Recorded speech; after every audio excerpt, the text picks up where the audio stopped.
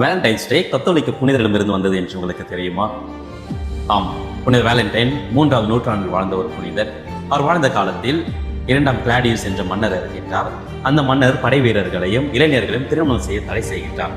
காரணம் என்னவென்றால், திருமணம் செய்து கொண்டால் அவர்கள் உண்மையான ஒரு திறமையான படை வீரர்களாக இருக்க மாட்டார்கள் என்று திருமணத்தை தடை செய்கின்றார். ஆனால் வேலண்டைன் திருமணம் என்பது கடனுடைய குடை, இது ஒரு உடன்படிக்கை என்பதை உணர்ந்து ரகசியமாக திருமணம் செய்து வைக்கின்றார். இது அறிந்த அரசர் இவரை சிறையில் அடைத்து துன்புறுத்துகின்றான். அந்த நேரத்தில் அந்த சிறையின் பாதுகாவலராக இருந்த அவருடைய மகளுக்கு கண் பார்வையற்றிருக்கின்றார். அந்த கண் பார்வையற்ற அந்த குருடான மகளை வேலண்டைன் குணப்படுத்துகின்றார்.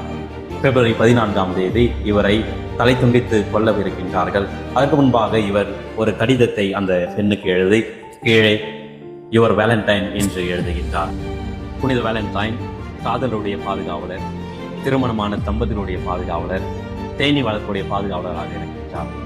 காதல் என்பது உணர்வு மட்டுமல்ல, தியாகமும் கூட. காதல் என்பது ரோஜா மட்டுமல்ல, முட்களும் நிறைந்தது என்பதை உணர்த்துகின்றார். ஹாப்பி வேலண்டைன்ஸ் டே.